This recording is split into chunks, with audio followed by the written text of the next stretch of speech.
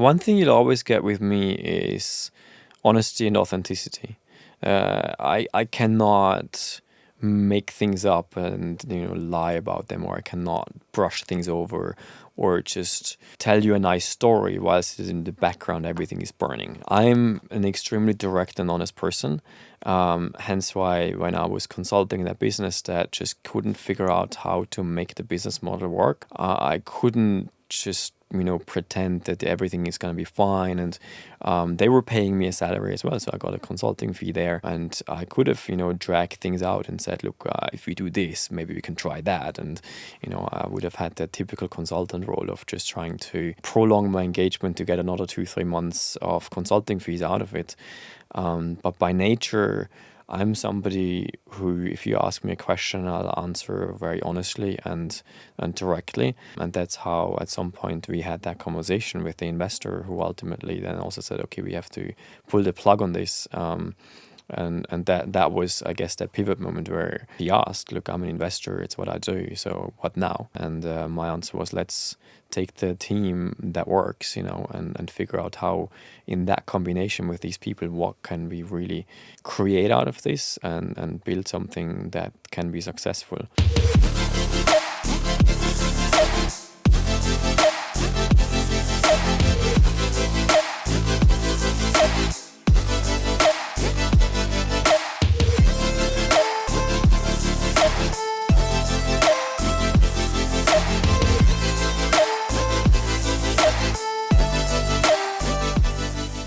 Florian, welcome to the show. You are the founder of Onchain Labs. You're connecting physical assets into the digital world through blockchain. Your journey's quite incredible.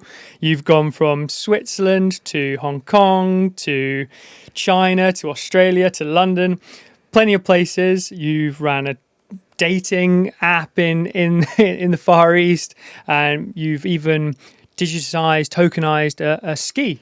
Not a snowboard, a ski. That's right. Pretty awesome stuff.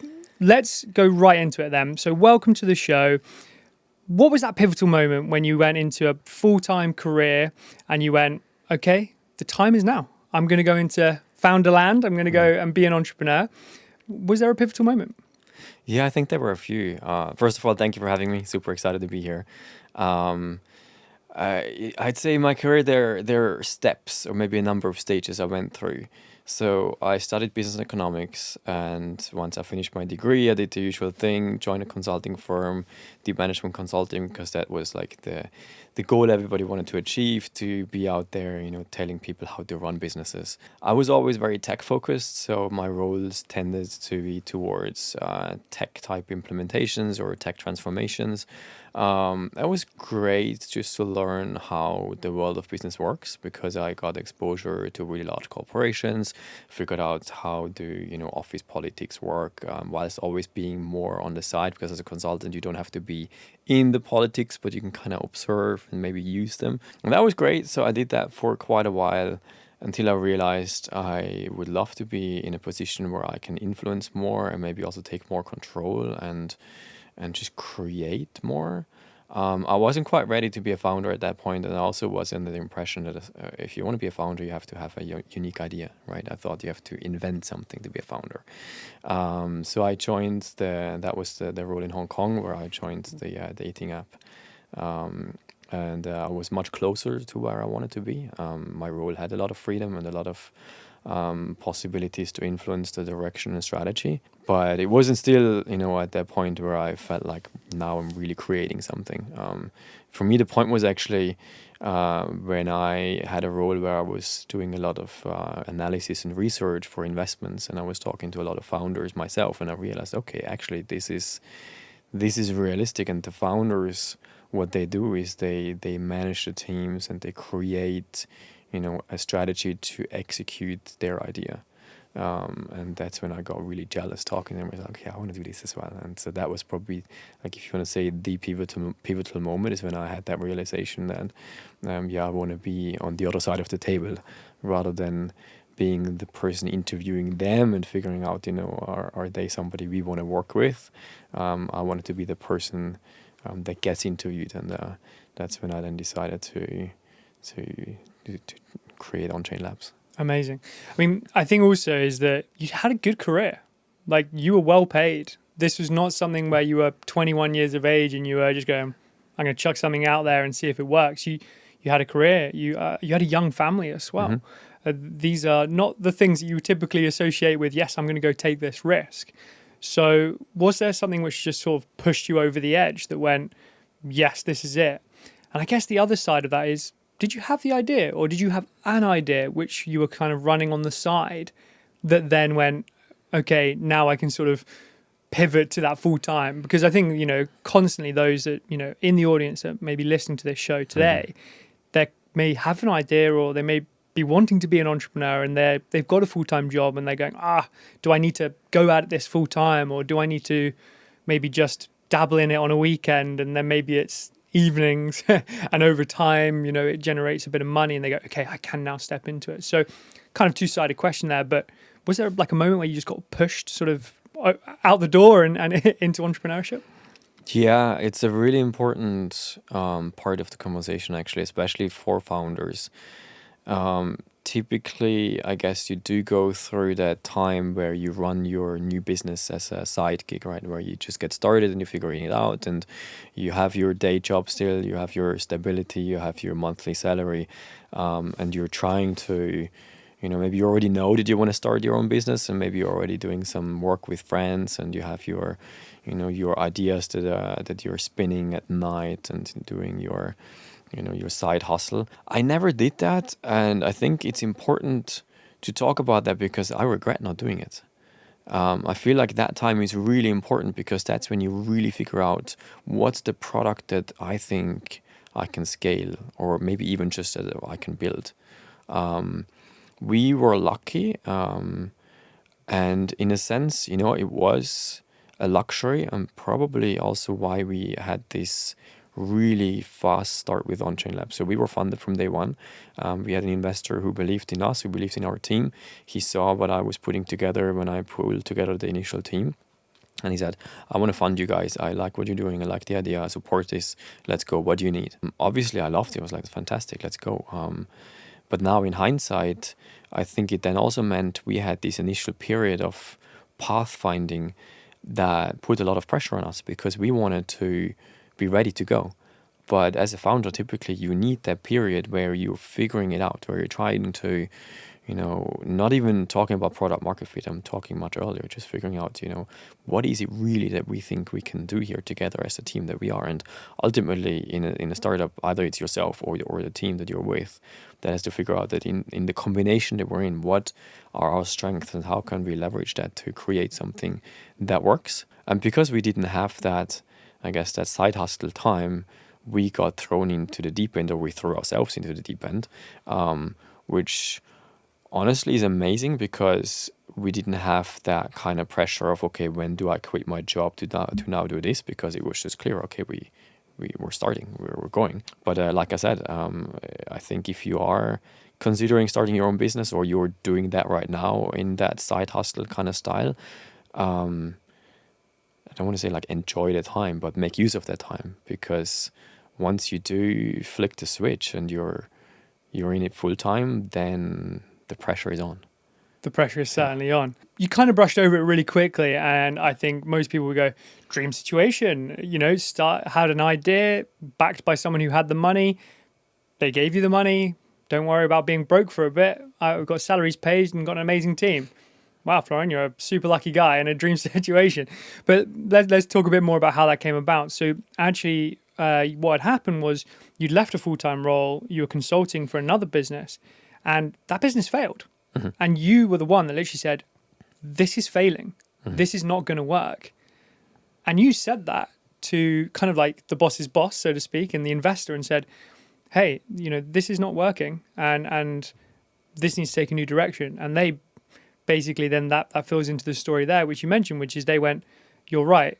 What's like the new direction? I'll back your idea. Elaborate a bit more on that, because this is such an unusual situation, but an amazing situation. It definitely has a lot more drawbacks than people may assume, because it just sounds so amazing on the on the outside, but it does come with a ton of pressure. But yeah, let's talk about that moment when actually you had to pluck up the courage and just say, this isn't working.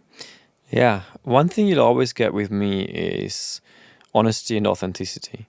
I cannot make things up and lie about them, or I cannot brush things over, or just tell you a nice story whilst in the background everything is burning. I'm an extremely direct and honest person.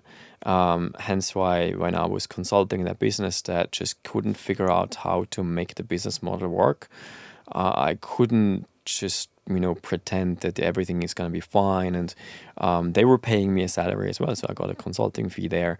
And I could have dragged things out and said, look, if we do this, maybe we can try that. And I would have had that typical consultant role of just trying to prolong my engagement to get another 2-3 months of consulting fees out of it. But by nature, I'm somebody who, if you ask me a question, I'll answer very honestly and directly. And that's how at some point we had that conversation with the investor, who ultimately then also said, okay, we have to pull the plug on this. And that was, I guess, that pivot moment where he asked, look, I'm an investor, it's what I do, so what now? And my answer was, let's take the team that works, and figure out how, in that combination with these people, what can we really create out of this and build something that can be successful. But like I said, having the moment like that, at the time, it's like you said, it felt like, oh, I'm so lucky, it's amazing, let's go. We were all super motivated, we were extremely driven to make this work, especially because we had something that failed, right? Because then if somebody asks you, well, what now? And you say, I've got the idea, then you actually want to make sure that this idea works, which probably was also why we were able to become quite successful quite quickly, because we had this drive. So we had a reason to really push. It wasn't just our personal motivation and the fact that we believed in our idea, but also the fact that we had a team around us and an investor behind us who we wanted to show that what we're saying and what we're believing in actually works. So having all these different motivational factors was definitely what pushed us to work extra hard. Yeah, awesome. I mean, earlier you mentioned having that idea is probably why you didn't move into entrepreneurship maybe earlier in your career. You worked as a management consultant, you managed a crypto investment firm, you were working at a dating app, and then somehow you landed on the idea of Onchain Labs. Now, I know why you ended up on the idea of Onchain Labs, because we spoke about this previously, but for the audience's benefit, tell us what Onchain Labs is, what you're doing today, and we'll sort of talk a bit more about how you've pivoted it a couple of times as well. Yeah, of course. So initially, the idea was that we want to step into a world where physical objects have an entry on the blockchain. And because of that tokenization of the physical objects, these objects have an additional value, whether it's for you as the person who created them because you are maybe running a company that sells goods or services, or you are the person that bought it, or maybe it's even the merchant in the middle who is selling them. So there are a lot of touch points that can benefit from having a digital entry on the blockchain related to items that are being sold, especially if you talk about high value items. And I felt like this market hasn't really been explored. It's a new technology. Blockchain is still evolving. There's a lot that we're still figuring out, especially when it comes to wallet technology and how people interact with the blockchain. And so I just had that feeling or that intuition that if we create technology that makes it easier for everybody to interact with the blockchain, we can then leverage the properties of the blockchain and all the advantages that it creates to really do something with items, physical items, things that we own, and create value for you that you can experience, that you can take with you, that you can monetize, that you haven't seen before. That was the vision. That was just the idea. And so we said, all right, let's try it. And that's how the ski that you mentioned before came about, that we worked with this very luxury ski company, and we spoke to them. So what's your problem? Like, what are the things that you really want to solve? And then let's see how the blockchain can help you do that. Their key problem was in marketing and CRM management. That they said, look, we're selling our skis, and they go to stores where then the store sells them to the customer. We I'm talking now as a ski company, our client is the store that sells the skis. So we don't actually know who is ultimately buying the ski. So missing that link. And we said, all right, we can fix that, because if you're creating a tokenized ski, if you're creating a digital twin of your ski, then the person buying the ski will register and therefore give you the information about who they are. So you can now know how to interact with your customer. But then obviously the question is, why would somebody want to do that? Because if I get a ski, I'm not going to go and register the ski just to get a digital twin, because I don't have any benefit of that. So we had to build in some incentive mechanisms. And one of them is that the ski company traditionally already sold an insurance policy with each ski, because they're on the high luxury markets. And so therefore... Like a warranty. Yeah, it's more than that. So a warranty is just that they replace it if it's broken, but it's theft protection. So they actually give you a proper insurance policy that you have to activate with a third party. So there is again friction, because you have to go and interact with a third party, maybe fill out a paper form, send it somewhere. Maybe you even have to know about it to begin with. And so we said, all right, there is your incentive. So if you activate your digital twin, then you can automatically link your personal data that you already entered for the registration of the twin to then have the insurance policy activated. And so now the story is that if you register your digital twin, you then get your free insurance policy. And we can control the whole thing over the blockchain, because we have a tokenized entry for your ski, and therefore we know which person has got what ski in their wallet, and if they buy more, they obviously add that to their catalog in their wallet, and so we can then do more marketing and more targeted messaging to those people. So that was the initial, the first moments of, okay, this is going to work. We have an idea of how we can create something cool where the people really get a benefit, or the customers really get a benefit from the tokenization that we're doing. But then obviously very quickly we realized that doing that only works if, like I said before, you have a really easy way to interact with the blockchain. I've been in the blockchain personally for a long time. I've been playing around with all sorts of different things. So for me, using MetaMask is not a big issue anymore. I've learned how to interact with it. I've added, custom chains. I've added custom tokens.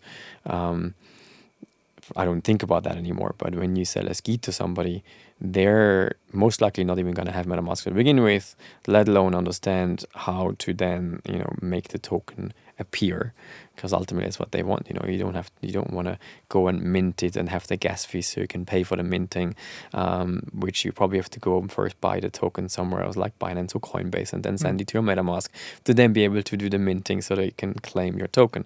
There's too many steps, too much friction. Too many steps, too many frictions, too many times that probably the majority of people listening to this won't even have an idea what they are. Sure. So, everything from blockchain to wallet to MetaMask to minting, anyone who has probably a decent knowledge of blockchain probably understands that. But just for those that maybe don't have that knowledge, do you want to give just a really brief sort of top level definition of those sort of top level things, blockchain, wallets, and maybe a couple of the other terms you mentioned, just so probably MetaMask, I think we'll talk about in a bit, but things like that. Yeah, of course. So the blockchain by nature allows you to own items. So whether it's a token or NFT, it's items of monetary value. And by owning, I mean that you truly have control over it. There is no bank, there's no one else in the middle who can access this. You have a tool on your browser or on your phone, MetaMask is one of them, which allows you to create kind of like your own bank account, because it's an account where you store those items of value. But you're the holder of the key and no one else has got the key. And that creates certain features that we as a company that interact with this can leverage. The fact that you can own something that you are truly the owner of, and there's no one else who can, mess with this, because you're the one who decides, do I keep this, do I send this to someone else, or do I want to do something with this that can then create income in the sense of like interest with staking. That is the basic, right? That you have this technology that allows you to own something that you truly control, and then for that you gotta have tools, which I suppose aren't as easy to use as, say, an online banking account, because with your bank, the bank owns your money, and therefore they can control the money for you and make things easy for you. And if you make a mistake, you can call the bank and they can fix it for you because they access your money and they can just, reverse the transaction or, hold the money because ultimately it's theirs. On the blockchain, that's not the case because it's yours. So if you make a mistake, there's no one there to fix it because you're the only one who can control it. And that's why the user experience has to have certain controls in it and I guess certain friction to stop people from doing things that they might regret later on. And so that user experience, the fine line of, how much guidance do you want to give to your users to stop them from doing things that they might not want to do while still making it easy. That is a really, really tough fine line to walk. Because the harder you make it for people, the more they're just going to experience the friction and drop off. But at the same time, if it's too easy, they click a button and the money's gone and they're going to call you and say, hey, my money's gone. I was like, I can't do anything. It's your money. Like, I'm not controlling it. There's probably a term that I'd like to throw in there that the audience needs to understand. It's called self-custody. So if you have a wallet that is that offers you to self-custody your assets, that means you really are the custodian. So you're the bank, you're your own bank. Do you think people actually want that level of ownership? This is a relative tangent on what we probably are going to discuss mostly today, but there's obvious reasons why blockchain came to be and is continuing to grow and going into other things like cryptocurrency and things like that, where it's all about regulation and ownership and all these type of terms, which is kind of what I suppose is traditional and what maybe people are used to. But do you feel that obviously there are plenty of people out there that do want this self-control and self-custody, but that's quite a lot of responsibility to, let's say, own your entire worth on a wallet or in a wallet. When I think some people may feel a bit more safe that they have their money stored with a bank and an institution. Yeah, absolutely. I think it's a fair point. I think there are, different scenarios or different reasons why you would want to be in a custodial or non-custodial setup. And say when you talk about your entire, life savings, maybe that's not what you want to have in MetaMask because there is also certain risks that there are ways for you to lose that. And so that's better off having it somewhere with a service where maybe somebody can give you more guidance or more security. Or, obviously if you have it with a bank, then you also know that the government will bail out the bank and there's like a whole lot of other consequences there. But I think it really depends on what we're talking about. And your question was, do people really want this? And the answer is, again, it depends. So if it comes to your data, to say your personal health data, people definitely want it. If it comes to, things that are super valuable, if you want to put your Rolex into a treasure, you might want to do it with the bank because, the bank is going to take care of the security and they're going to make sure there is earthquake proofing and all of that. So there are always different scenarios depending on what it is. What we're really focusing on now in the real world asset tokenization space is how do we create digital records of things that you own anyway, but you might not have them in a digitized manner to really then also benefit from the fact that you own that data. So one example that we're looking at right now is old timers, so classic cars. If you're, and I know that's probably not like the majority of the listeners, but if you're an owner of a car like that, it's like a highly luxurious and probably also a rare car. There are certain data sets that come with that. And I learned that even like if you have a regular car mechanic you go to, typically you're responsible to take care of all the data and to take care of where do I keep my receipts, making sure that like the parts that have been used are authentic. How do I then prove that this was all done according to, the manufacturer's requirements if I want to sell it. So you have a whole bunch of data that you own, probably in a folder, hopefully in a folder at home. What happens in your house, right? I'm sure people are surprisingly inefficient with things like that. I think yeah. The kind of thing where you will one day need that certification of. And if you do actually have it and you kept it, it's going to add value because you can 100%. probably sell it for a higher price because you can definitely show this is the history, like the CV of my car. And that's something that we feel like tokenizing that will give you a benefit because you're going to be the owner, you're going to custody it in your wallet, in your digital wallet, and you can take it to any mechanic and you can allow the mechanic to access the wallet to see the data without you actually having giving up to them. You're not giving them the ownership, you still keep the ownership, but you can control who's got access to it, what are they allowed to do.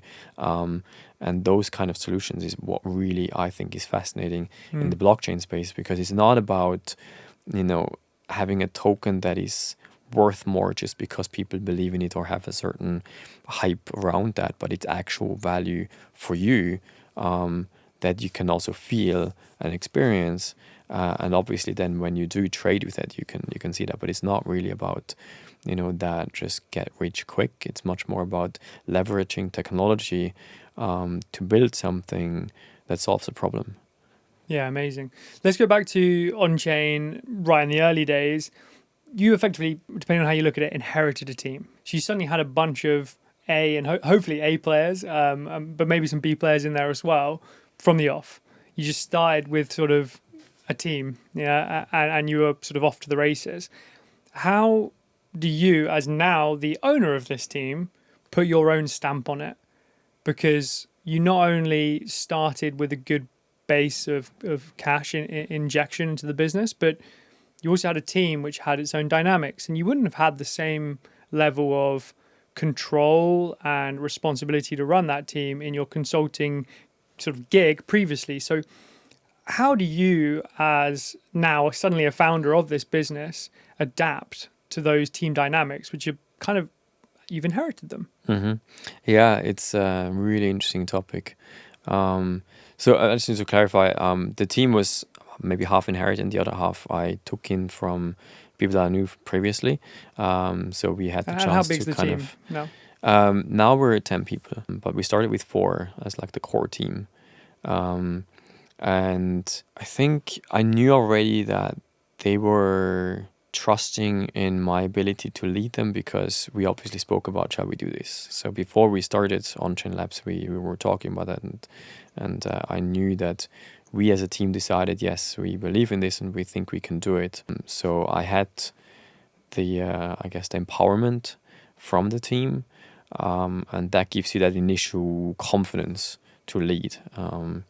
But as a founder, you go through a lot of stages of various levels of self-doubt, and you have to always find a way to make your way through that. For me personally, I took quite a bit of time to figure out the balance between how much do I lead, as in I decide the direction, versus how much do I let the team, figure it out. Because if you have great team members around you, you don't want to just lead and decide everything because you might miss something. And for me, it was really important to make sure I don't miss something. So I wanted the team to be empowered to also make decisions and to come with me and do this together and not just follow me. So I need certain followers because sometimes you just need to get things done and you need somebody there that can just pick it up and run with it.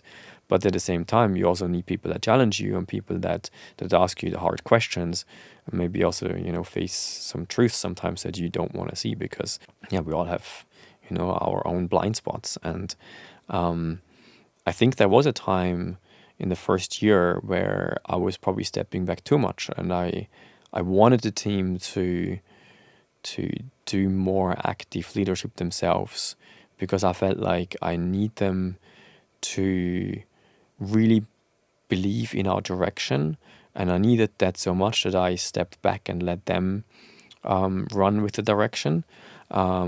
But that was probably too much on the other extreme. So I then realized, okay, no. My vision from the beginning actually works, and it's what I believe in, it's what I want to do. And therefore, I then tried to swing back a little bit more into leading more active and say, look, we're doing real-world asset tokenization, and we're doing this with the physical objects. In the blockchain world, we call this the unregulated space, simply because it's not regulated, which would be financial products. So we don't want to create financial products. We want to create non-financial products, which are, things like the receipts of your car parts, for example, because they're not a financial product. They're just a physical item that you own and you have a digital receipt of it. But yeah, to, I guess, come back to your question, it was about finding that balance between standing there confidently saying, look, this is what we're doing because I believe in it and I know it's going to work. And this is the vision that we're following, whilst at the same time also giving the team the ability to bring in their vision and allow them to have their own creative input, which is super important during a startup time because it's about creativity. And we literally had a discussion this morning where I said to my co-founders that the topic we're talking about was more like sales related, more in the BD space, of how you sometimes have to, you live in fantasy land or you're dreaming of something you're going to build, and that's what you're selling. I'm a super rational, realistic person. I can only sell something or dream of something if I can see the steps of how I can get there. If I don't see the steps, so if you tell me, look, I want to sell a really fancy giant pyramid with a golden tip, maybe the golden tip is what will sell it because the people want to see that golden tip and they love it. And it's fantastic. It's shiny, it's sparkly. If I don't understand how I can get the golden tip on top of the pyramid, I can't sell it to you. I have to see, okay, I've got the base, then I do the layers, then I do all the construction I got to do, and then I can do the tip. If I can see the path, I can sell that to you. But I can't just show up and say I'm selling you a pyramid with a golden tip without knowing how to actually do that.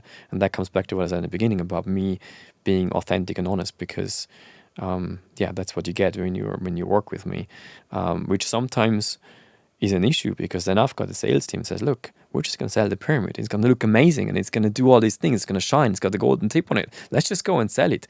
And the discussion was like, okay, how can I, with the personality that I am, figure out to work with a team that doesn't have that kind of limitation that I have? And so obviously it's great because they can now do something I can't, and that's what you want, right? You want to complement each other. But yeah, that is exactly that challenge as a founder to figure out how to let the team then do that part that you can't do. This episode is sponsored by Opus. Opus brings entrepreneurs together to create opportunity through power of connection. Opus is a curated community for business builders who understand that relationships are the backbone of business and success. If you are an entrepreneur, founder, business builder, laser focused on a mission, Opus could be for you too. To find out more, go to joinopus.org. Now back to the show. Amazing. Let's talk fundraising then. So you raised 5 million Swiss francs from a couple of VCs, including Gundogan, the former Manchester City central midfielder, and a number of other amazing teams. Not your usual sort of crowd to be investing in a business like Onchain, but how have you found that sort of raising the capital and sort of deploying that Onchain over the last couple of years? Mm-hmm. Yeah, just for clarification, it wasn't a VC, it was a private investment. And that is probably the other part that is quite unique about the company that we're building with Onchain Labs. So initially, the way we started is quite unique because we hit the ground running and we had funding set up for our initial pre-seed. And then as we, kept going with the idea and realized there is something big there and we want to grow the team, we need more developers, we need more people to really execute on what we're building here. We met a entrepreneur from Germany, and he came to us because he wanted to do something that was quite similar to what we're building. So he was also talking about using the blockchain with the physical objects and how can we create something that is for the consumer market. So they really wanted to see how do we leverage blockchain technology to build the next mass market thing. The vision that they had was always related to football. So they wanted to figure out how do we use the passion of football fans and combine that with loyalty for supermarkets and the blockchain. That was kind of the premise. And so they were doing research and they found us, and so we started talking and they realized that actually joining forces is better than trying to do the same thing in parallel. And so we integrated the two entities. So Onchain Labs stayed Onchain Labs, but we took on their team members and also a significant amount of capital, hence why the 5 million. And then as part of that team that came with that entity, were three main investors, and one of them was Ilkay Gundogan and his family that now is supporting us and behind us with what we're doing. That's amazing. Let's talk growth. Everyone's favorite topic, hopefully. How's it gone the last couple of years building Onchain? It's quite a unique story with sort of how you started, and sort of also what you're doing is a relatively unknown space for the majority. I mean, those that live and breathe it like yourself are like, we know the space really well. And it's something which to you is probably just everyday conversation, right? Which it will be doing what you do. But for the majority, blockchain, wallets, it's still relatively nuanced and new. So how's it gone? How are you growing? Honestly, I often forget that what is normal for me and what I work with every day is nowhere near normal for most people on the street. And that's why I'm so grateful that part of my team is not what I would say crypto native. They also look at this from a different lens, and they also understand that the language that crypto people use is not the language that most people understand. And so the product that we're building really needs to be targeted towards the people who don't care about the tech, right? They just care about, what does it for me? Is it something that's fun to use? Do I earn something, or what's the benefit for me? What's in it for me? And so that's how we came up with that saying that, blockchain is not really the why, it's more the how. That you can do things because of the blockchain, but that fact that you used it shouldn't be visible anymore. And so that's the goal, what we're doing right now. We're building our version of a blockchain wallet. We call it Wallet 2, which will be as easy to use as it is to send an email. You don't know how emails actually get transmitted. You don't know the protocols in the background that make it possible for you to enter an email address, and then you are able to send these texts and images and attachments to another person. And it should be the same with the blockchain, that you're gonna enter an address, or you're gonna approve a transaction, but you don't need to know how. You just need to know that it works, and you know that it's doing something that you want to do, something that gives you an advantage. And building that tech is the challenge of the entire crypto industry, is how to make it more mass user friendly, how to make the UX better. And it probably is surprising that with how long blockchain has been around, we still haven't made more progress. But that's also because it's not simple technology. There is a lot of complexities behind it, and as we build our tech, we had a lot of discussions of, all right, now we've got the decision, because we can do it this way, which will make it easier, but then we have all of these drawbacks, so we can do it that way, which is not quite as easy, but then all of that is going to be better for us from a tech perspective. So there are a lot of decisions that you make as you build the product, and that's the point where we are right now. We're trying to make it as easy as email while still giving you all the advantages. And we're implementing it with the first use cases. We've got a number of clients that use our tech, and we can see it working. We've got some really cool optimizations that we're deploying right now. And I'm super excited. I'm really excited because I can see this is going to make a massive, massive difference. We're building some really cool stuff that will ultimately lead to a no-code real-world asset tokenization platform. So with our platform, you will be able to deploy tech literally with drag and drop and with clicking some buttons that right now developers spend a lot of time building lines of code for. And once we really make this scalable, it's going to be a lot of fun.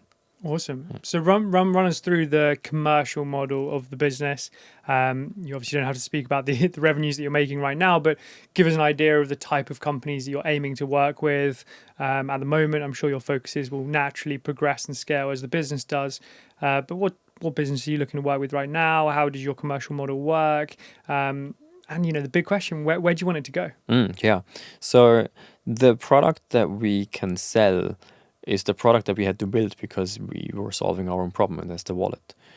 So we can sell a wallet which is a typical, SaaS subscription. You pay per use, but then on top of that, there are transaction fees that we also earn from, and then the implementation costs, because the wallet that we built is quite specific in the sense that it's not a download and it's not an add-on.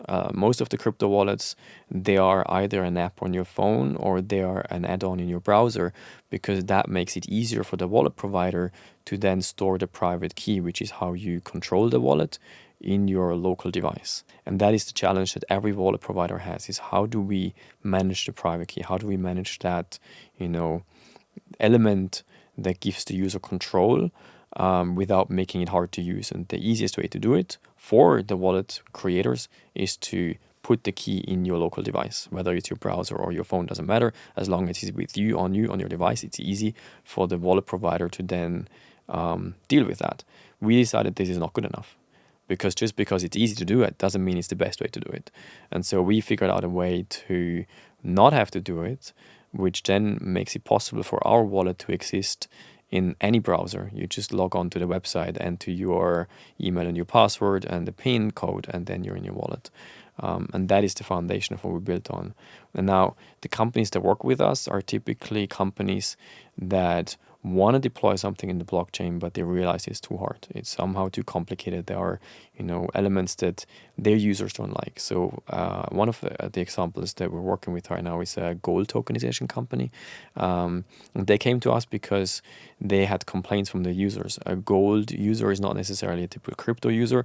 And so they wanted to find a wallet that is easier to use than the current solutions out there. And we were working with them to figure out, okay, how do we improve the UX? Other typical clients for us would be companies that operate in a space where they know that if they can get financial transactions engineered in a way that is, faster, easier, cheaper compared to the current banking options. And the blockchain does that. And so we can create solutions with the wallet technology that we have that will create those advantages for those companies. And other than that, anything that we can tokenize, like the old timers I mentioned before, but there's so much more. Anything that is currently not digitized, that somehow sits on paper, that sits in a folder, but it should be, in a system, but you don't want to give up control. That's what we're going to work with. So the market is huge. The estimates of how big the real world asset tokenization space is, they're in the tens of trillions. And I think that's actually a low estimate. We're talking to a company right now that wants to tokenize trees. How cool is that? So if you think about all the commercial forests that exist where trees are grown for wood production, if that's your market, that in itself is a business. I can start a startup just with that. And now you think of anything else that is a commodity like a tree that you could tokenize, and how big the market of that is. So there is so much that we can do. But I guess coming back and also to what your audience likes to hear, the struggles founders have. If you have a business that can do too much, it's really dangerous, because then you get lost, because you feel like, you can do everything. But that's not really how to run a successful business, because you will get lost and you'll probably then also lose your money. What's your ambition for this business? You've taken outside capital. They have their own ambitions, and you kind of have to abide to those ambitions as much as your own when you do take that outside capital. So what are your ambitions with Onchain Labs? Where do you want to take this? Where do you think it can go? And maybe just chuck in there, right, what you just said there is, how do you stay focused when you can do so much, but actually you need to kind of push the potential opportunities aside to stay focused, to hopefully, do the stepping stones towards that end goal? Yeah, no, the focus is definitely on the tech platform. So our platform, the no-code real-world asset tokenization platform that we're building right now, is what we're going to scale. There is such a big potential for this product to be able to become a place where you go to create your own tokenization project, but you don't need us anymore, because we already built it for you. You just subscribe to the services and the modules that you need, and then you can deploy your own solution. That is the vision, because we can scale this infinitely, and the market segments that you can enter, they all have a lot in common, and that's the data that's underlying it all. And the data is what we're tokenizing. So whether it's a car or a tree or the ski, they all have attributes and they all have data associated with them. As long as we give you that platform to pull in that data and then build a business model out of this, and then you can deploy it. You can deploy it with your own branding. The whole thing that we did is white label, so the wallet is white label. You can put whatever color and logos and whatever you like to make this nice and shiny. So if you come back to the pyramid, if it needs to be a golden or a pink or purple, typically doesn't matter. It really is about the scalability of the platform, and I'm super lucky. Our CTO, he's got this great logical brain that only builds things that are scalable. Sometimes I come to him with ideas and I go, dude, we do this once, I cannot replicate it again because it's not scalable. So when I work with him, he always challenges me to make sure that whatever we're implementing, whatever tech changes we're making, actually scale so that we can replicate it across different sectors, across different products, across different clients. And that ultimately is the goal, that we are the go-to platform for tokenization of unregulated assets. Amazing. So how about your ambition then? Are we thinking Stripe type for payments, but for digitization of physical assets? We're talking Shopify, what they've done with web design and web applications. Is that the kind of ambitions for Onchain Labs? My CTO used to say that he wants to be the AWS for tokenization. So Shopify is probably not too far off, but him being the CTO, he likes AWS and the modularity of what they offer. Personally, since you mentioned Stripe, one of the companies we've been looking at as another wallet company that really does things well is Solvi. They're creating quite a technically sophisticated backend for wallet technology, but they also really managed to simplify things and focus on how to make Web3 more accessible to everyday users. And they got acquired by Stripe. I was going to say, in my head, I was thinking they've just been acquired, haven't they? Yeah. For us, that was a really great validation to see, because that's the other thing as a founder. When you've got this vision and this idea, you want to see this validated. But in a space that's new, in a space that people are still figuring things out, you don't often get that validation. And having seen the Stripe bot Solvi, that really has given us a big push and motivation to say, yes, let's go. Like we're definitely onto something, and if we do this right, we're on the same path. Yeah, it's quite a statement from Stripe. I don't know if the figures were announced with what I think they were undisclosed. But yeah, anyway, I'm pretty confident the numbers were pretty big. Yeah. Which is obviously a nice bit of validation for yourself, and that's the growth trajectory hopefully gets you towards that and hopefully beyond. Who knows? We'll see. Let's go back to you as a founder. Being an entrepreneur is one thing. Being a employee and having a nice salary and working your behind off, to work for somebody else's sort of goals and objectives, they both involve a lot of sacrifice.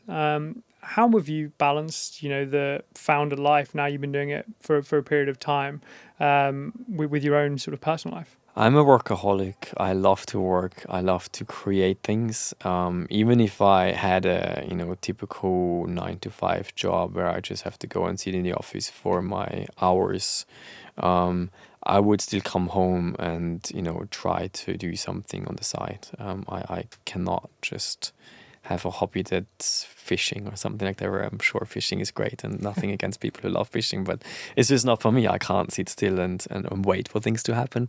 I have to be proactive and do things. And so my life ever since, I guess, I was a teenager has always been about creating things. My first, I don't want to call it a company, but my first project, I guess, was doing websites for local businesses.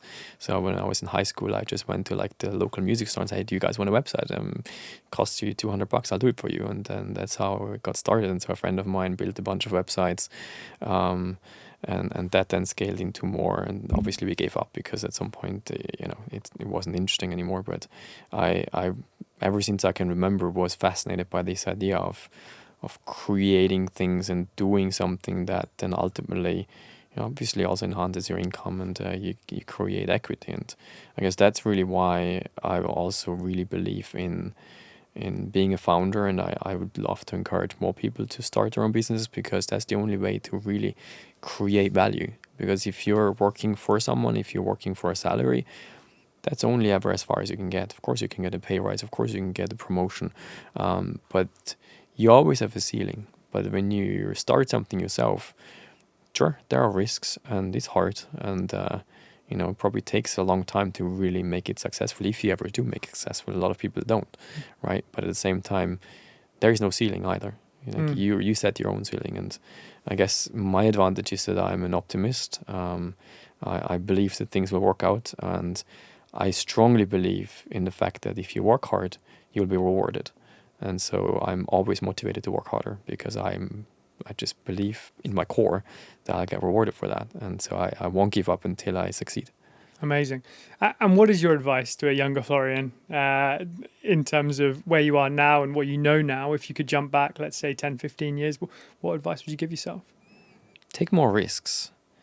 I think I was, because of my rational mind, quite often on the conservative side of decision making. I'd love to have taken certain bold decisions earlier, and taken more risks. Awesome. It's a good profession to be in, entrepreneurship now, to be taking more risks. Okay, a question I always ask to everyone that comes on the show. Over the course of your career, and now entrepreneurship career, which is still in its infancy, you've got so much to do and achieve, and I can't wait to follow your journey. Do you believe that it's more important to have skill/talent or luck? I think you can make it with luck, but what if your luck runs out, right? I think if you have skill, or if you work hard, because skills can be acquired, right, then your rate of success is higher, obviously. So if you just rely on your luck, good luck. Good luck indeed. Florian, if people want to follow your journey at Onchain Labs, where can they find you? The best place to follow us is LinkedIn. We post regular updates there. We've got a great social media guy who keeps everybody in the loop every week of what we're doing. And follow me on LinkedIn as well. Amazing. Florian, you have been my everyday founder. Thank you so much. Thank you too.